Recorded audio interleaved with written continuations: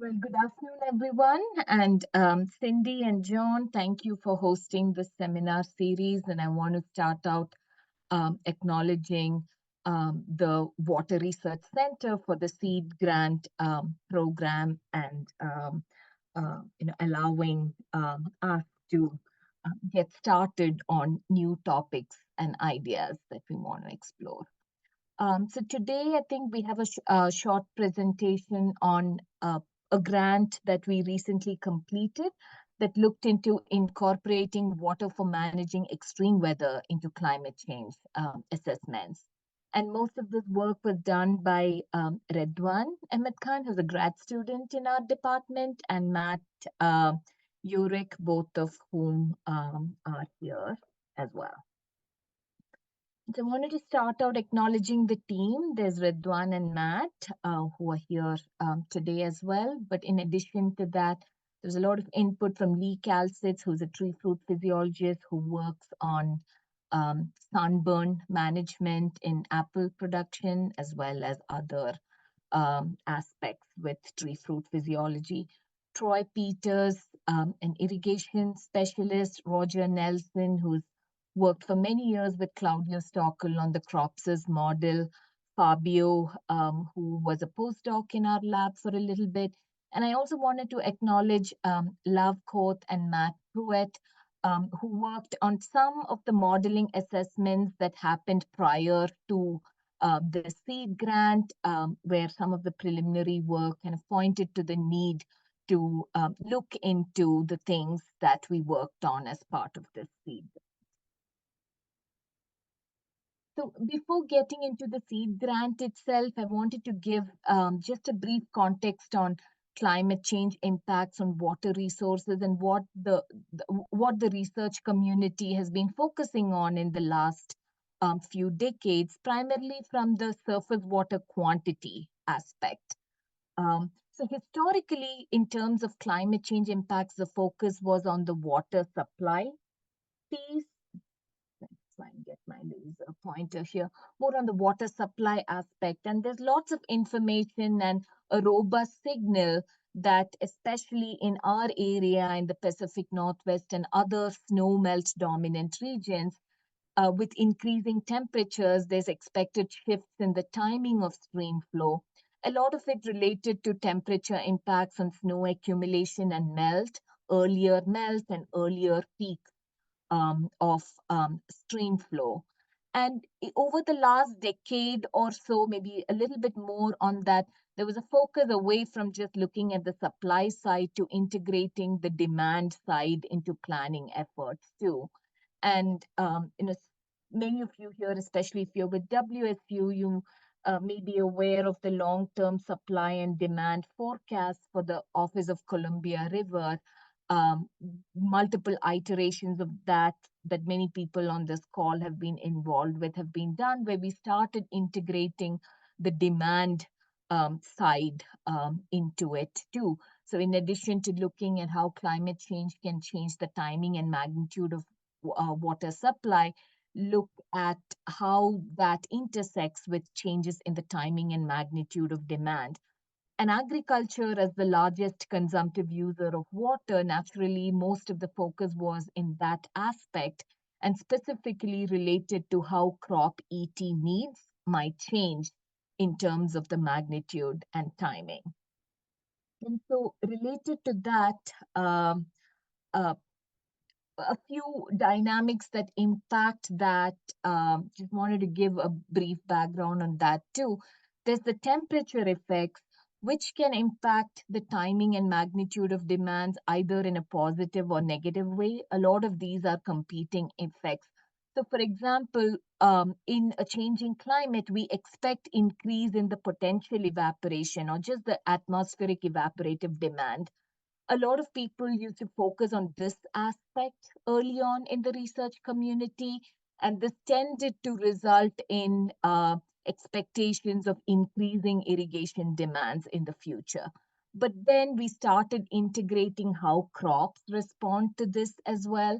So in a warming climate, you have a longer available growing, frost-free growing season, but accelerated plant growth often shortens the time to maturity and all other phenological stages for many crops. And this can result in a reduction in irrigation demand because the crop growth cycle is shortened quite a bit. And shifts in phenology where plants can start their growth earlier, or you can plant plants earlier in seasons where there's a lot more precipitation and therefore a less need for irrigation demands. Um, or it could be that there's an expected increase early in the season because crops are starting earlier too. So temperature can have multiple effects directly. It can also indirectly affect through its impacts on yields. So increased temperatures may put plants in more optimal temperatures than they've historically been accustomed to that can increase yields, affecting it in a positive way, or it can lead to higher heat stress, or the accelerated growth and shortened time to maturity can reduce yields too. And this matters for irrigation demands because the more biomass, the more scope for transpiration and the more and potential increases in irrigation demands versus if there's decreases in yields that kind of indirectly translates to potential decreases in irrigation demands as well. That's the temperature effect. Then we have the effect of elevated carbon dioxide levels, which again, we talked about the yield impacts here, which could be positive or negative. And the same thing here too. This is generally a positive effect or no effect. Some plants already have they're called C4 plants like corn. They're already pretty efficient in terms of assimilating carbon dioxide, and elevated levels don't help them much. Versus other crops typically tend to see increases in yields, which can then translate to increases in irrigation demands. So there's that effect. And then under elevated carbon dioxide levels, the plant's stomata typically close a little bit, leading to water use efficiencies, which can result in slight decreases in irrigation demand. So there's competing effects there as well. And then there's the effect of changing precipitation patterns in arid areas like the central Washington. This doesn't play a major role because in the peak production season, there's not much precipitation to begin with. So a change from zero is essentially still zero. It doesn't matter so much. But other areas, changes in precipitation patterns can impact the irrigation demands. And how much of a relative impact it has also depends on whether you're an area where you just need supplemental irrigation, like the West Coast areas, or if you're in an arid area where irrigation is really primary and nothing can grow without that. So a lot of competing effects. And some of the earlier work that looked at all of these competing effects and tried to quantify the change in irrigation demand in the future. This is a image.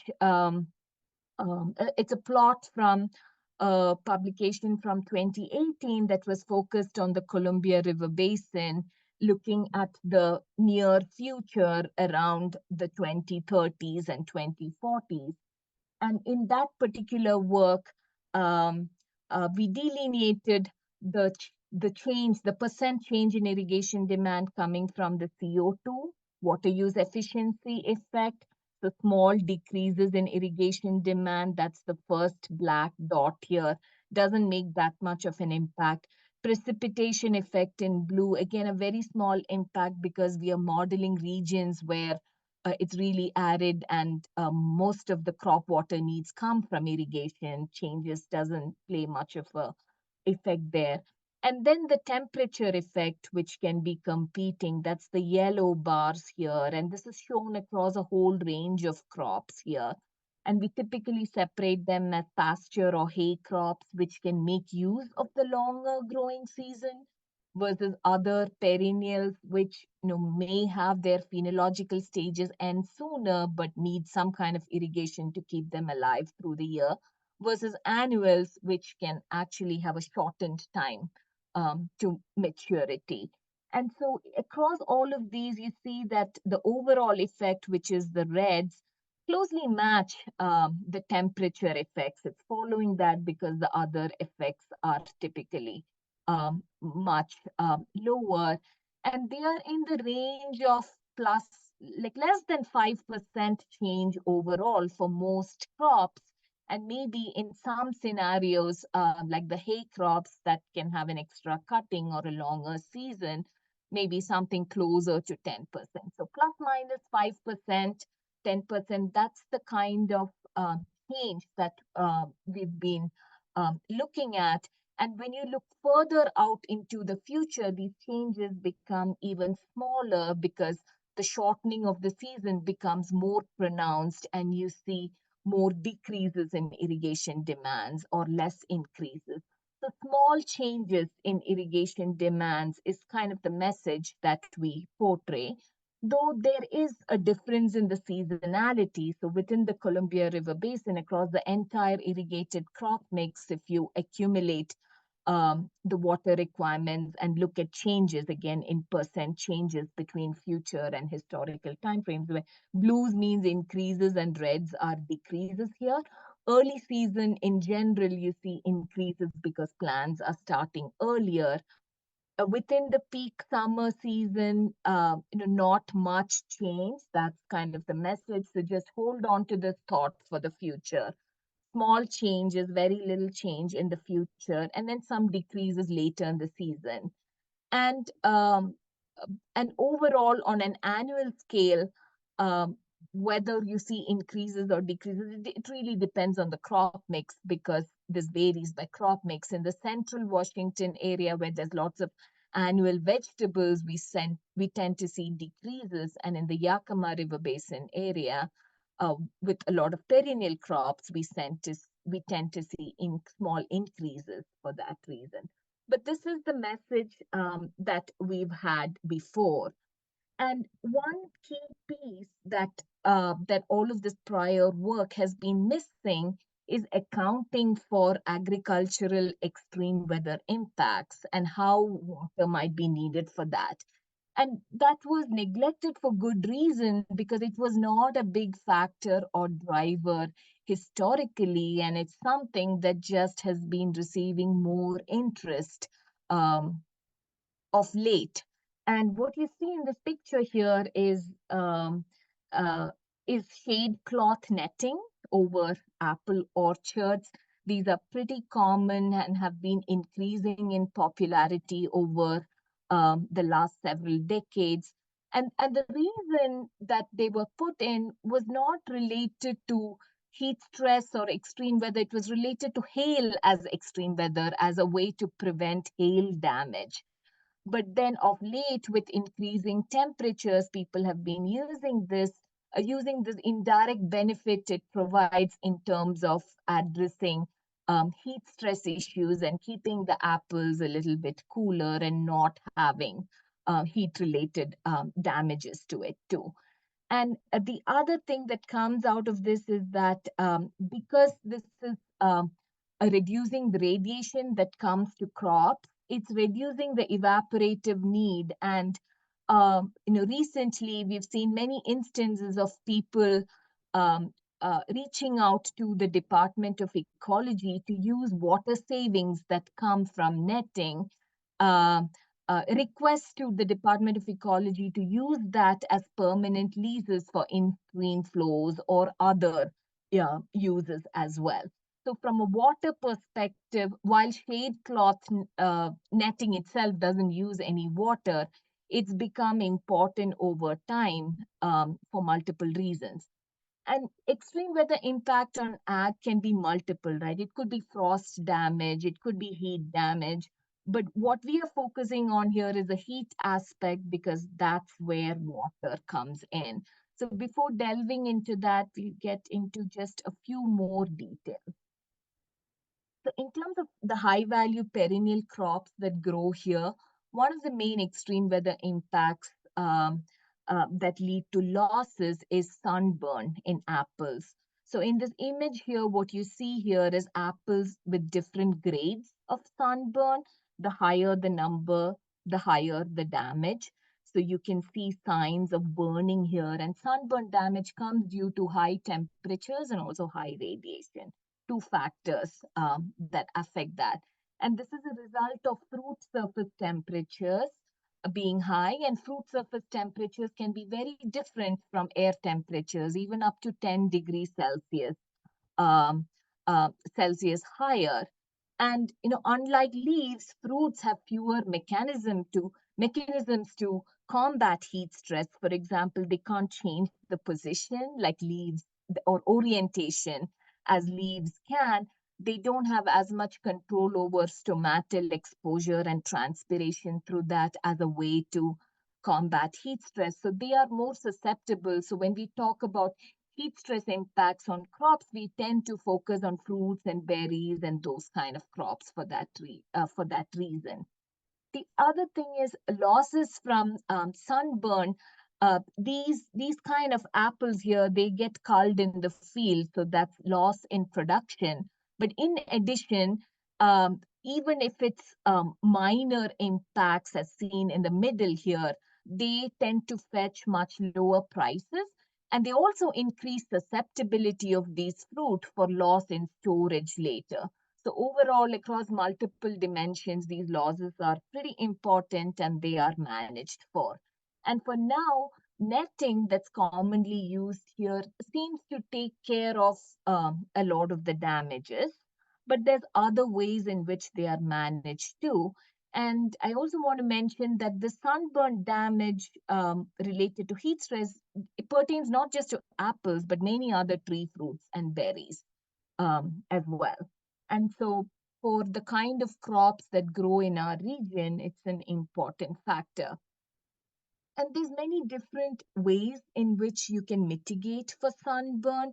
I already mentioned the netting aspects, and netting comes in different colors and designs, and there's different levels of shading that will block different levels of radiation. There's a lot of research around which configuration is best, but this seems to work well. Other than that, there's protective sprays that you can apply on the apples, either chemical protectants or other particles that will protect the apple from radiation. Or from a water intensive aspect, it's direct cooling of the fruit surface, and it could be just you cool the air around the apple, and then through convective cooling the apple itself gets cooled as well, or hydro cooling where this is immersed in water and cold water, and the cold water draws sensible heat out from the apple, or evaporative cooling where there's a mist around the apple, and through the latent heat or evaporative cooling you cool the apple surface. And typically, this evaporative cooling and shading, both of these tend to be pretty effective as compared to other options, at least in what's been tested in our area and also in Australia, South Africa, Chile, and other parts of the world as well. And so prior to the seed grant, we had a different project where we were interested in how the sunburn risk for apples changes in a changing climate, because we know temperatures are increasing. And we wanted to look at how netting is a good management strategy to address that. So there's multiple elements here, and I'll walk through it in steps. So the columns here correspond to two pathways to the future: RCP 4.5, which is lower emissions and lower temperature increases, and RCP 8.5, which is higher emissions and temperature increases. There's two kinds of apples that are simulated. One which is less susceptible to sunburn, so the temperature thresholds it can withstand are higher, and another that is more susceptible to sunburn, which is Honeycrisp. A lot of the popular apple varieties these days do have high susceptibility to sunburn. So those are the rows. And then on the x-axis is time frame from historical 1950 to end of the century. And on the y-axis is the number of days with sunburn risk. And we can focus on the yellow line here for now. That is the risk of sunburn without managing for it in any way. And we can see, especially with the susceptible varieties, the risk is increasing in both scenarios. Historically, there wasn't that much risk, but this is increasingly becoming a much more serious problem that needs to be addressed. And there are places where there are a few days in the year where this needs to be managed for currently, but increasing quite a bit, expected to increase quite a bit more going into the future. The other two, and the ranges here come from the different models. There's 19 different models that are simulated. The other colored lines here represent using shade cloth netting for managing it. So you reduce the radiation, you reduce the wind speed, both of which impacts fruit surface temperatures. And we can see that it reduces the sunburn risk. And while historically it's able to address all of the risks and make it go away, moving forward into the future, but in and of itself, it's not as good a strategy, and we'll need to supplement it with other strategies, including water intensive um, means like evaporative cooling. And our models that we talked about early on that we are using to give state agencies and others information on what future irrigation demands might look like, they didn't have the capacity to account for cooling. And so this is an aspect that's missed. And without that capacity for this work, we did some back of the envelope calculations on a day where there's sunburn, what do growers typically do, and how much water application would that result in? So that's what's added here in the second y-axis. And in the mid-century high susceptible variety, we are looking at about 180 millimeters or so of water application per year. And in relation to the crop ET needs, which is about 700 millimeters per year, it's a sizable fraction. So this really can be a very significant change in water footprint that's not needed now, but is needed even in the near future that we cannot ignore for our planning purposes. But the current models don't have the capacity to account for that. And any change in this ag water availability impacts not only ag water availability, but other uses too, because we are in areas with fully allocated water rights, where an increase in one area has to come from a decrease somewhere else. So that's what, so building that capacity is what we wanted to accomplish as part of the seed grant. So we wanted to build modeling capacity to incorporate the important but currently neglected aspect of water needs for extreme heat management. And so, as part of the seed grant, what did we do? We developed a prototype module within a cropping systems model called CropSys, which we use here, that can account for evaporative cooling as well. Traditionally, not just CropSys, all crop models have the capacity to model just one irrigation system. And the system that's used to meet crop ET needs and evaporative cooling are completely different.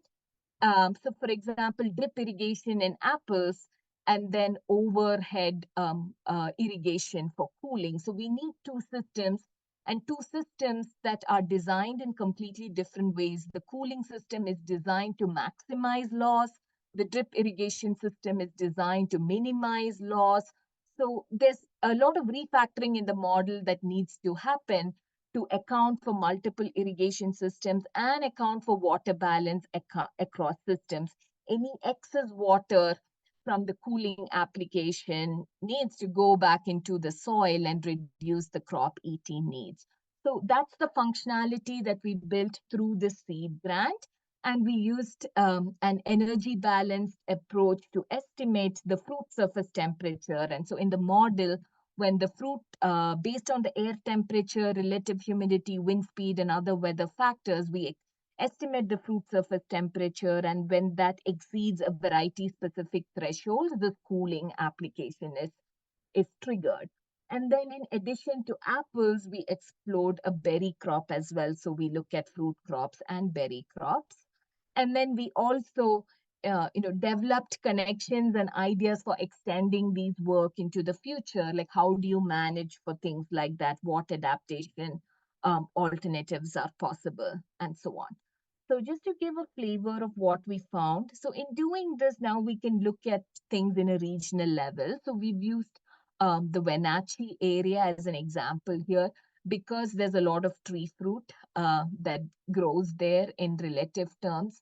And because it's an area where the stream flows are lower than the minimum in stream flows that are the state suggested minimum in stream flows for fish health. And this is this is actually a figure that's created with no evaporative cooling considered. This is what was provided as part of the previous water supply and demand forecast, where there's multiple things here. On the y-axis is the irrigation demands in acre feet for the entire region based on the crop mix. And it's shown on a weekly time step between April and September. There's three colors here. Black is the historical values, and then the colors are the two future values. So if you look at this in general, in early season, like I mentioned earlier, early season, there's increases in demand. In the summer season, which is what's critical for sunburn, there's really not much change and in fact small decreases in demand. That's the message that we've been conveying in terms of planning. And when you include evaporative cooling in here, the overall regional evaporative cooling demands is what's on the right here. And if you look at this in terms of magnitude, the scales for the irrigation demands and this change in future for cooling it's the same scale. So it's essentially this much water that's going to be added on here in the future. So if you look at the summer temperatures rather than decreases, the storyline, for example, if you take August 7th as an example and add this here, it changes from decrease to 10 to 40% increase later in the season, which is what we want to account for. And the reason this matters is what's shown here is historical stream flow at a place that's close to the outlet in Wenatchee. And over the last 30 years or so, I forget the exact timing. And the red line here is the minimum flow requirements that I mentioned for fish health. And so this is the time when there's a high risk for sunburn and the need for evaporative cooling. So this is the time when flows are already lower than the minimum flow requirements. With a changing climate in the summer time frame, we expect the flows to become even lower. And on top of that, we have added these additional demands that we talked about. So this can have a significant impact on water that's available for fish flows as well.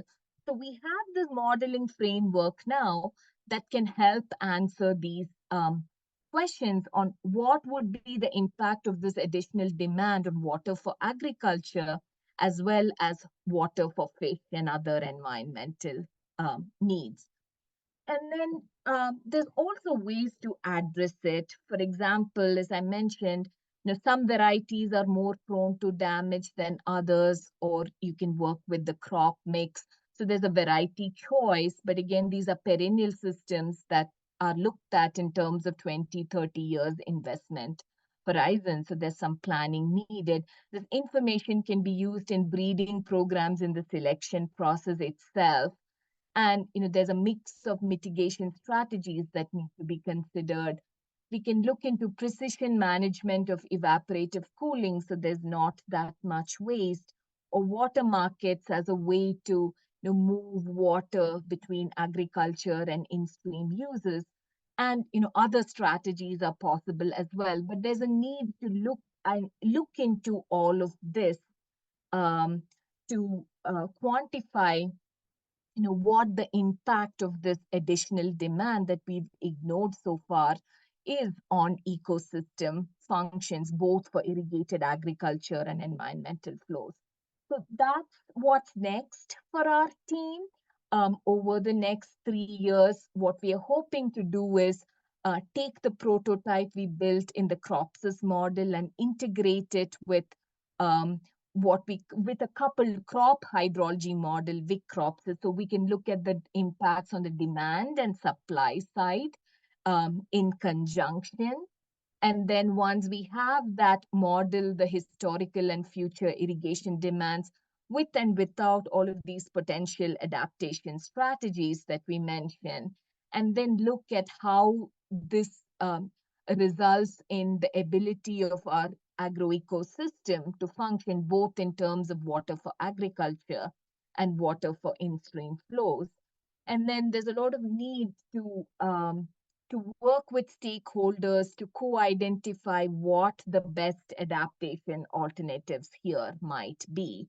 So this is what we expect to work on over the next few years, with the idea that at the end of it, we have improved models with the ability to capture water for extreme heat management, and improve the accuracy of the agroecosystem service assessments, and in general have better regional capacity in terms of planning for climate change, because without accounting for this, we are likely underestimating what we need to plan for in terms of demands. So I'll end with that and then happy to take questions.